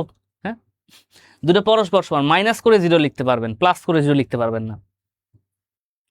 এরপরের কোশ্চেন দেখেন, a - 1/a = 4 হলে a³ - 1/a³ এর মান কত? এটা তো খুবই সহজ প্রশ্ন, যেটা ডিরেক্টলি জাস্ট ঘন করলেই কিন্তু আপনি এটা পেয়ে যাবেন। এখানে ঘন করেন, a - 1/a, এটাকে ঘন করেন, আবার এটাকেও ঘন করেন, উভয় পক্ষে ঘন করে এখন ফর্মুলা করেন, a - b হোল কিউবের ফর্মুলা। তাহলে কী হবে? a³ মাইনাস হচ্ছে b³ a³ - b³ -3ab into হবে a - b সমান 4 কি কিউব করলে কত হয়? 4 কি কিউব করলে 64 হয়। এই যে এটা। এবারে আসেন, এই যে 3 3 কাটা যাবে এখানে, তাহলে a³ - 1/a³ -3 into a - 1/a, এটা তো গুণ আকারে আছে, তো এটা তো মান দেওয়াই আছে, এর মান কত? 4, এটা 4 লিখে দিলাম, এটা হচ্ছে 64। এবারে এখানে a³ - 1/a³ সমান কত হবে? 64 প্লাস 3 4 12, এখানে মাইনাস ছিল, ওপারে গেলে 12 হবে, তো 64 আর 12 যোগ করলে কত হবে? 76 হবে। এই যে এটা হচ্ছে আমাদের রাইট অ্যান্সার, 76। হ্যাঁ, ওকে, কাউসার আহমেদ ভাই, থ্যাংক ইউ। ওকে, আচ্ছা, আমাকে একজন প্রশ্ন, তৌকির আহমেদ ভাই, মানে একটা ফেসবুক আইডি আর কি, উনি হচ্ছে যে একটা প্রশ্ন আমাকে করেছিলেন কমেন্টেই। তো কমেন্টে করেছিলেন এরকম যে, স্যার √64 এটা সমান কত হবে? তো আপনারা আশা করি এটা সবাই বলতে পারবেন যে √64 সমান কত হবে, তাই না? যখন এখানে কিউব থাকে, হ্যাঁ, সেটার অর্থটা দাঁড়ায় এর পাওয়ার 1 ভাগ হবে, হ্যাঁ, 1/3 এরকম হয়। মনে করেন যে আপনি x³ মানে কি হয়? এটা x এর পাওয়ার 1/3 হয়। যদি আপনার এখানে 4√x থাকতো, তাহলে হবে x এর পাওয়ার 1/4, বুঝছেন? 1 ভাগ আকারে থাকবে সেইটা। এখন আপনি যদি এখানে করতে চান, তাহলে 64 মানে কি? এই যে 4³ করবেন, 64, 4³ মানে 64, এর পাওয়ার হবে আবার 1/3। এই যে 3 3 কাটা যাবে, থাকবে শুধু 4, বুঝছেন? এটা আসলে ওই তৌকির আহমেদ ভাইয়ের জন্য স্পেশালি বলে দিলাম আর কি, এটা উনি কোশ্চেনটা করেছিলেন এইখানে। ওকে, এটা গেল আমাদের। এবার আসেন নেক্সট কোশ্চেন চলে যাচ্ছি আমরা। নেক্সট কোশ্চেনে রয়েছে এই যে একটা জ্যামিতি থেকে কোশ্চেনটা রয়েছে, ABCD সামান্তরিকের কোণ BCD যদি 130 ডিগ্রি হয়, তাহলে কোণ ABC এর মান কত হবে? জ্যামিতির কথা শুনলেই অনেকের মনে হয় যে একটু মনে হয় কঠিন হয়ে গেল, তাই না? বলেন, একটু মনে হয় কঠিন হয়ে গেল, এরকম কিন্তু অনেকে ভাবতেই পারেন। হ্যাঁ, সদীপ দাস ভাই, থ্যাংক ইউ।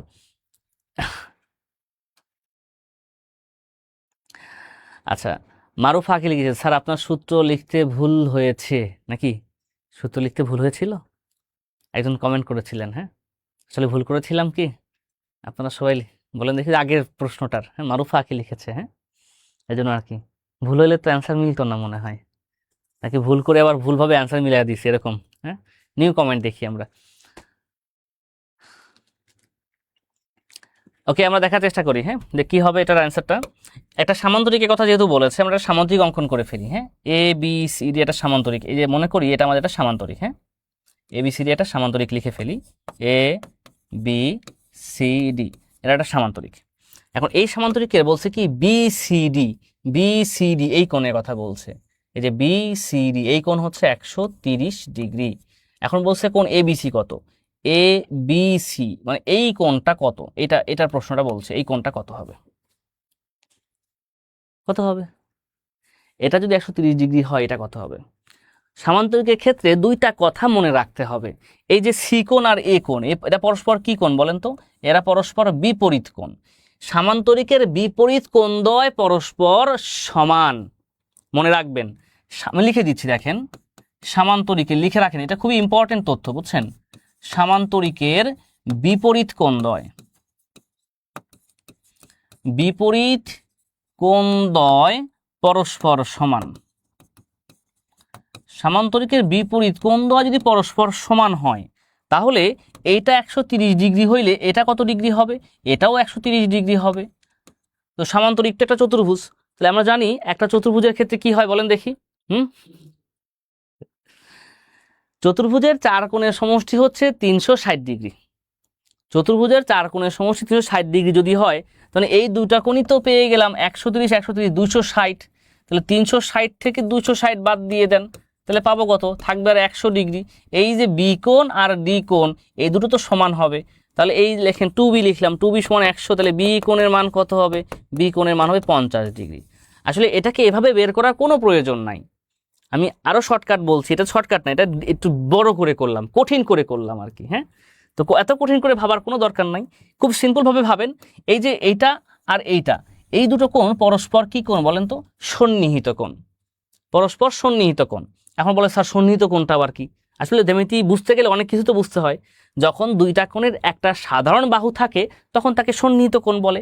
তাহলে এই যে এ বি সি, এই যে একটা কোণ, আমি লিখি এখানে এ বি সি একটা কোণ, আবার বি সি ডি একটা কোণ, বি সি ডি একটা কোণ। দেখেন এই দুটো কোণের এই যে বিসি বাহুটা কি সাধারণ বাহু না? এটা কমন, দুইটা কোণের মধ্যে এটা কমন রয়েছে, তাই হচ্ছে এই কোণ আর এই কোণটা হচ্ছে সন্নিহিত কোণ। সামান্তরিকের দুইটা সন্নিহিত কোণের সমষ্টি হচ্ছে 180 ডিগ্রি, মানে এদের যোগফলটা হবে 180 ডিগ্রি। এখন এই কোণের মান চেয়েছে, এ বি সি কোণের মান চেয়েছে, কিন্তু এটা মান দেওয়া আছে 130 ডিগ্রি। তাহলে এটা সমান কত হবে বলেন দেখি এখন? তাহলে কোণ এ বি সি এর মান কত? জাস্ট বিয়োগ করলে তো 50 ডিগ্রি পেয়ে যাবো, তাই না? বলেন, এত কঠিন করে তো ভাবার দরকারই হয় না, কিন্তু এটাও আমাকে জানতে হবে, অনেক প্রশ্নে এটা আমাদের কাজে লাগবে, বুঝছেন? এই জন্য একটু আপনাদেরকে ডিটেইলস আলোচনা করলাম, ঠিক আছে? আশা করি বুঝতে পেরেছেন। তাহলে দুটো তথ্য, সামান্তরিকের বিপরীত কোণদ্বয় পরস্পর সমান, এটা মনে রাখবো। পাশাপাশি আবার মনে রাখবো, সামান্তরিকের পাশাপাশি দুটি সন্নিহিত কোণের সমষ্টি 180 ডিগ্রি। এটাও লিখে রাখার চেষ্টা করব যে সামান্তরিকের পাশাপাশি দুটি কোণের সমষ্টি 180 ডিগ্রি। ওকে, আসেন আমরা নেক্সট কোশ্চেন চলে যাচ্ছি। এই যে একটা প্রশ্ন বলেছে, একটা বৃত্তের ব্যাসার্ধ 14 সেন্টিমিটার এবং বৃত্তকলা কেন্দ্রে 75 ডিগ্রি কোণ উৎপন্ন করে, বৃত্তকলার ক্ষেত্রফল কত? বলেন স্যার, আমরা তো এতদিন করে আসছি, কি করে আসছি? বৃত্তের ক্ষেত্রফল। এখন আবার বলেছে বৃত্তকলার ক্ষেত্রফল। তো স্যার বৃত্তকলা আবার কেমন? তাই না? বলেন, এটা একটু ডিফারেন্ট কোশ্চিন। হ্যাঁ, আমরা যত প্রশ্ন সমাধান করেছি, এই প্রশ্নটা হচ্ছে আমাদের মধ্যে একটু কঠিন প্রশ্ন। একটু কঠিন বলবো না, এটাকে ভালোই কঠিন বলবো আমরা, কারণ এটা স্বাভাবিক কোনো প্রশ্ন নয়, মানে সাধারণ যে একটা প্রশ্ন, খুবই সহজ প্রশ্ন, এরকম সহজ প্রশ্নটি নয়, এটার মধ্যে একটু ঝামেলা আছে। এটা জানার জন্য আপনাকে অবশ্যই আমাদের বৃত্ত সম্পর্কে জানতে হবে, বৃত্তকলা সম্পর্কে জানতে হবে, বৃত্তকলার ক্ষেত্রফল নির্ণয়ের সূত্রটাও জানতে হবে। ওকে, তো আমরা বৃত্তের ক্ষেত্রফল তো জানি যে বৃত্তের ক্ষেত্রফল হচ্ছে পাই আর স্কোয়ার। দেখুন বৃত্তকলাটা কাকে বলে? এই যে ধরে নেন এটা হচ্ছে আমাদের একটা বৃত্ত, জাস্ট আমরা ফিল করি এটা আমাদের একটা বৃত্ত, ঠিক আছে? এটা যদি বৃত্ত হয়ে থাকে, এখন বলছে বৃত্তের ব্যাসার্ধ 14 সেন্টিমিটার, তো ব্যাসার্ধ আছে থাকুক। বৃত্তকলা কেন্দ্রে 75 ডিগ্রি কোণ উৎপন্ন করে। বৃত্তকলা কেন্দ্রে, বৃত্তকলাটা কি? দেখুন আমাদের বৃত্তচাপের কথা তো মনে আছে আপনাদের নিশ্চয়, তাই না? এই যে ধরে নেন এটা হচ্ছে বৃত্তচাপ, এটা তো আর চাপ নয়, এটা হচ্ছে একটা জ্যা, নাম দিচ্ছি এ বি। এ বিটা হচ্ছে জ্যা, আর চাপ কোনটা এখানে? তাহলে চাপ হবে এখানে এ বি। এই যে এটা হচ্ছে বৃত্তচাপ। এখন একটা বৃত্তচাপ কেন্দ্রে যে কোণ উৎপন্ন করে, এই যে এখানে, এই যে এটা কেন্দ্রে উৎপন্ন করলো, হ্যাঁ, এই যে এখানে বৃত্তচাপের দৈর্ঘ্য আমরা বের করতে পারি। বৃত্তচাপের দৈর্ঘ্য আমি লিখে দিচ্ছি, দেখেন, বৃত্তচাপের দৈর্ঘ্য, এই বৃত্তচাপের দৈর্ঘ্য হচ্ছে, এই দৈর্ঘ্য প্রকাশ করা হয় এস দ্বারা, এস সমান হয় আর থিটা। এখন এই যে এইটুকু এ বি, বক্র এ বি, দেখেন আমি যখন শুধু এ বি বলবো সেটাকে বলা হবে কি? জ্যা। হ্যাঁ, জ্যা বললে শুধু এ বি বোঝাবে, হ্যাঁ, এই এ বি সরল পথে বোঝাবে। আর যদি চাপ বলি, চাপ এবি বলি, চাপ এবি যেটা, এইটা হচ্ছে বক্রপথের এবি, এইটার দৈর্ঘ্য, এই এবি এর দৈর্ঘ্য হচ্ছে এই আর থিটা। এখন আমাকে তো দৈর্ঘ্য বলে নাই, বলছে বৃত্তকলার ক্ষেত্রফল। এই পুরো অংশটুকুকে বলছে বৃত্তকলা, এই পুরো অংশটুকুকে বলা হচ্ছে বৃত্তকলা। তাহলে বৃত্তের ক্ষেত্রফল, আমরা জানি যে বৃত্তের ক্ষেত্রফল কত, দেখেন তো বৃত্তের ক্ষেত্রফল, বৃত্তের ক্ষেত্রফল হচ্ছে পাই আর স্কোয়ার। আর এখন হচ্ছে বৃত্তকলার ক্ষেত্রফল, বৃত্তকলার ক্ষেত্রফল। তাহলে বৃত্তকলার ক্ষেত্রফলটা কি হবে? এই বৃত্তের ক্ষেত্রফল, বৃত্তের কলার ক্ষেত্রফলের পার্থক্যটা হচ্ছে এখানেই, যে এইটাকে আমরা কি করব, ওই যে 360 ডিগ্রি আকারে লিখে নিব, বুঝছেন, 360 ডিগ্রি আকারে। এই যে থিটা বাই 360, এই যে লিখি থিটা বাই 360 ইন্টু হচ্ছে যে পাই আর স্কোয়ার। এটা হচ্ছে বৃত্তের ক্ষেত্রফল, বৃত্তকলার ক্ষেত্রফল, সরি বৃত্তকলার ক্ষেত্রফল। এটা হচ্ছে থিটা বাই 360 পাই আর স্কোয়ার। এই ফর্মুলাটা আমরা মনে রাখবো। এখন আপনারা এখানে এই মানগুলো বসাইলেই আপনারা অ্যান্সার নির্ণয় করতে পারবেন। আমরা দেখেন থিটা বাই 360, তো থিটার মানটা কত এখানে 75 ডিগ্রি, ওকে, ভাগ হচ্ছে 360 ইন্টু হচ্ছে পায়ের মান, পায়ের মান কত 3.1416, এটা আমরা জানি। তো আমরা আবার 22/7ও লিখতে পারি, হ্যাঁ, অনেকে 22/7ও লিখে থাকি। তো আপনি চাইলে 22/7 লিখতে পারেন, 22/7 অথবা 3.1416 লিখতে পারেন। আর স্কোয়ার মানে হচ্ছে 14 স্কোয়ার, এই যে এটা। এখন আমি আরেক লাইন লিখি 75/360 ইন্টু হচ্ছে 22/7 ইন্টু 14 কি স্কোয়ার করলে হবে 196। এখন আপনারা এটা ক্যালকুলেশন করলে অ্যান্সারটা পাবেন। এখন দেখেন এটা ক্যালকুলেশন করতে কিন্তু সময় লাগবে, চাইলেই যে আপনি হাতের তুড়িতে এক তুড়িতে করে ফেললেন তা কিন্তু না, ঠিক আছে। এখানে আমরা যদি কাটাকাটি করি, দেখেন 360, তা আপনি কি দিয়ে কাটবেন? 5 দিয়ে কাটতে চান নাকি 2 দিয়ে কাটতে চান, না কি দিয়ে? 5 দিয়ে যদি কাটেন 5 7 35 থাকবে 1 আর 0 10, 5 2 10 72 পেলাম। 5 দিয়ে কাটলে 5 15 75, 72 আর এখানে 196।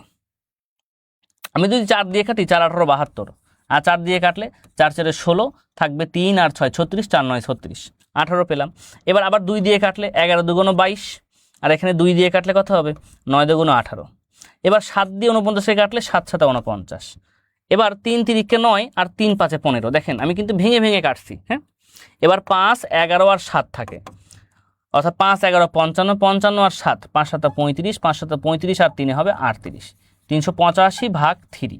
এবার আপনারা এটাকে ক্যালকুলেশন করেন, 385কে 3 দ্বারা ভাগ করলে কত হবে 3 1 3, 3 2 6 7 8, 2 আর 5 25, 3 8 24 থাকবে 1 10, 3 3 9 সামথিং এরকম একটা মান আসবে 128.3 এর মতো। আমি কাছাকাছি মানটা নিয়েছি, তো 128.3 কোথায় আছে কাছাকাছি হিসেবে, দেখেন এরকমটা হতে পারে, হ্যাঁ 128.3, 3 মানে ওখানে 3 এর পরে 0 থাকতে পারে, 30 হতে পারে, 30-এর কাছাকাছি মানটা নেবেন, হ্যাঁ প্রায়। এটা আসলে এগুলোর ক্ষেত্রে দেখেন আমরা প্রায় লিখি না, প্রায় লেখার কারণটা হচ্ছে যে এটা কাছাকাছি মান হিসেবে আমরা রাখলাম, ওকে। জোহরা লিখেছেন, দেখেন স্যার 22/7 কিভাবে, তো 22/7 কিভাবে যাবে বলেন? পায়ের মান যে 22/7 লেখা হয়, এটা কি জানেন না? হ্যাঁ 3.1416কে সমতুল ধরা হয়, প্রায় সমতুল ধরা হয় 22/7-এর। আপনি যদি 22/7 না বোঝেন তাহলে 22/7টা না লিখে এই যে 3.1416 লিখবেন এইখানে, ওকে। পায়ের মান 3.1416 তো আপনি জানেন, ওকে। তাহলে আপনি ওখানে লিখে দিবেন, ওটা ধরে করবেন। দেখুন আমি আবারও বলি, আমরা একটা পরীক্ষায় এই যে আজকে যতগুলো প্রশ্ন সমাধান করলাম, এটা একটু ডিফিকাল্ট প্রশ্ন তো নাকি? এখন সব প্রশ্ন কি ডিফিকাল্ট হয়েছে বলেন? আমরা ওই যে প্রবেশন অফিসার পদের প্রশ্ন সমাধান করছি। একজন কমেন্ট করেছেন স্যার এভাবে কিছু বুঝি না, চ্যাপ্টার ভিত্তিক ক্লাস হলে ভালো হতো। এটা তো লাইভ ক্লাস, লাইভ ক্লাস তো চ্যাপ্টার ভিত্তিক করানো পসিবল নয়। এটা আমাদের যে পেইড ব্যাচে যারা ভর্তি হন আপনারা, তাদেরকে চ্যাপ্টার ভিত্তিকই কিন্তু করিয়ে থাকি। আমরা প্রবেশন অফিসার পদের প্রশ্ন সমাধান করছি, বুঝছেন? তো ওই প্রশ্ন সমাধানের ক্ষেত্রে এই প্রশ্নটা ছিল এখানে, তাহলে এই প্রশ্নটা এই জন্যই আপনাদের রাখা হয়েছে এখানে। আমরা ওই প্রশ্নে প্রবেশন অফিসার পর্যন্ত যত প্রশ্ন ছিল ম্যাথমেটিক্স থেকে সবগুলো প্রশ্ন রেখেছি আজকে। তো এটা বড় প্রশ্ন ছিল, কঠিন প্রশ্ন ছিল, তার মানে আপনি সবগুলোই যে সহজ হবে তা তো না। আগে সহজ ম্যাথ ছিল না বলেন, অনেক ম্যাথ ছিল না সহজ। ও স্যার সহজ দেখলেই ভালো লাগে, কিন্তু কঠিন ম্যাথ দেখলে আর থাকি না। দেখেন আমি যখন এই ম্যাথটা শুরু করেছিলাম তখন 500+ অডিয়েন্স ছিলেন, প্রায় 600-এর কাছাকাছি ছিলেন। বাট এই প্রশ্ন যখনই কঠিন দেখেছে তখনই গায়েব হয়ে গেছে, বুঝছেন? এরা হচ্ছে কি, এরা হচ্ছে সুসময়ের কি বন্ধু নাকি? পরীক্ষায় কি সবসময় খালি সহজ ম্যাথই আসবে, কঠিন ম্যাথ দিবে না? আপনার 15টা ম্যাথ থাকলে মোটামুটি 10 থেকে 12টা ম্যাথ সহজই থাকে। ওই যে 3-4টা ম্যাথ থাকবে যেটা কঠিন হবে। এখন ওই কঠিনগুলোকে যদি করতে পারেন তবে কিন্তু আপনি আরও হাজার হাজার শিক্ষার্থীর তুলনায় এগিয়ে থাকবেন, বুঝছেন। কিন্তু আপনি যদি ওই কঠিনগুলো দেখে ভয় পান তাহলে কিন্তু কখনো এগিয়ে থাকতে পারবেন না, তখন খালি পিছিয়েই থাকবেন, পিছিয়েই থাকবেন। ওকে, আসেন নেক্সট কোশ্চিন চলে আসি। হ্যাঁ, এটা একটা কঠিন ম্যাথ ছিল, আমি আবারও বলছিলাম। হ্যাঁ, এটা মোটেও খুব ইজি ম্যাথ ছিল না। এরপরে কোশ্চিনে দেখেন, নিচের কোন 3টি রেখাংশ দ্বারা ত্রিভুজ অঙ্কন করা অসম্ভব? নিচের কোন 3টি রেখাংশ দ্বারা ত্রিভুজ অঙ্কন করা অসম্ভব? তো এবার দেখার চেষ্টা করে দেখেন ত্রিভুজ অঙ্কন করা অসম্ভব কোনটা দিয়ে। দেখেন প্রত্যেকটা অপশনে 3টা করে রেখাংশ দেওয়া আছে। এটা 5, 8, 3, 5, 4, 3, 2, 3, 4, 6.5, 6.5, 6.5। কোন 3টি রেখাংশ দ্বারা ত্রিভুজ অঙ্কন করা অসম্ভব? তাহলে ত্রিভুজ অঙ্কনের শর্তটা আপনাকে জানতে হবে। ত্রিভুজের ক্ষেত্রে শর্তটা বলে দিচ্ছি আমি। ত্রিভুজের ক্ষেত্রে মূল শর্তটা হচ্ছে ত্রিভুজের যে কোনো দুই বাহুর সমষ্টি তার তৃতীয় বাহু অপেক্ষা বৃহত্তর। ত্রিভুজের যে কোনো দুই বাহুর সমষ্টি তার তৃতীয় বাহু অপেক্ষা বৃহত্তর। তাহলে দেখেন আমি একটা ত্রিভুজ অঙ্কন করলাম, মনে করেন এটা একটা ত্রিভুজ অঙ্কন করলাম, এই যে এ বি আর সি। তাহলে আমরা A B R B C যোগ করলে কি হবে, সেটা এসি অপেক্ষা বড় হইতে হবে। আবার যদি আমি এ বি আর এসি যোগ করি সেটা বিসি অপেক্ষা বড় হইতে হবে। আবার যদি আমি এসি আর বিসি যোগ করি সেটা এবি অপেক্ষা বড় হইতে হবে। এখন সব যে কোনোভাবে বড় হতে হবে, বুঝছেন, যে কোনোভাবে। ত্রিভুজের যে কোনো দুই বাহুর সমষ্টি তার তৃতীয় বাহু অপেক্ষা কি হতে হবে, বৃহত্তর হতে হবে। এবার দেখি আমরা এই প্রথম যে অপশনটা, এখানে দেখি 5 আর 8 যোগ করলে কত হয়, 13 হয়। 13 তো 3 অপেক্ষা বড় হবেই নাকি, তাহলে মিলে গেল। ওকে, একটা মিলল। এবার 5 আর 3 যোগ করলে কত হয় বলেন দেখি, 5 যোগ 3, এটা 8 অপেক্ষা কি বড় হবে নাকি হবে না? দেখেন তো, 8 অপেক্ষা বড়। 5 আর 3 যোগ করলে যা হবে তা কি 8 অপেক্ষা বড়? বলেন তো, এটা তো 8-এর থেকে বড় হইল না, কার হইল, 8-এর সমান হইল কিনা? তাহলে সমান কি হইলে হবে বলেন?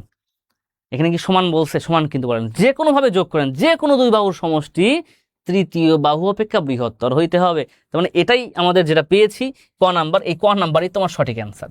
এটা দিয়ে ত্রিভুজ অঙ্কন করা সম্ভব নয়। খ নাম্বার লিখেছেন একজন, আচ্ছা খ নাম্বার হবে কিনা দেখি। খ নাম্বার আছে কি 5, 4 আর 3, চলেন দেখে আসি, তুমি মিলিয়ে নি। হ্যাঁ, তাহলে 5 যোগ 4 তা কি 3 অপেক্ষা বড় হবে নাকি হবে না? অবশ্যই হবে। আচ্ছা, এবারে আপনি করেন 5 যোগ 3, 7 হলো, 7 কি 4 অপেক্ষা বড়? এটাও বড়। আবার দেখেন 3 যোগ 4, এটা কি 5 অপেক্ষা বড়? এটাও তো 5 অপেক্ষা বড়। তাহলে খ নাম্বার অ্যান্সার কেমনে হয়? খ নাম্বার তো অ্যান্সার হওয়ার চান্স রাখি না, 3টাই শর্ত সিদ্ধ করে। হ্যাঁ, এবারে ঘ নাম্বার অনেকেই বলছেন, ঘ নাম্বার কেন, সমস্যা কি? 6.5, 6.5, 6.5, সমস্যাটা কোথায়? 3 বাহুই সমান, তো এটা সমবাহু ত্রিভুজ হয়ে যাবে। যে ত্রিভুজের 3টা বাহুই সমান হয় তাকে কি বলে? সমবাহু ত্রিভুজ বলে না? বলেন কেন হবে না এটা? আবার যোগ করেন, দেখেন আপনি 6.5 আর 6.5 মানে 13 হবে। 13 তো 13 অপেক্ষা 6.5 অপেক্ষা বড় হবে। আবার এই দুটো যোগ করলো এটা থেকে বড় হবে, আবার এই দুটো যোগ করলো সেম ব্যাপারটা, তাই না? এটা তো অবশ্যই হবে। ঘ কেন কনফিউশন হবে বলেন? আপনারা অনেকেই ঘ অ্যান্সার করেছেন, ওটা তো সমবাহু ত্রিভুজ। যে ত্রিভুজের 3 বাহুই সমান তাকে কি বলে? সমবাহু ত্রিভুজ বলে না? তো কেন হবে না সেটা? অবশ্যই সেটা হবে। হ্যাঁ, এখানে অ্যান্সার মানে সম্ভব নয়, মানে ত্রিভুজ অঙ্কন করা সম্ভব নয় হচ্ছে যে ক নাম্বারে। ওকে, এটা হচ্ছে আমাদের রাইট অ্যান্সার।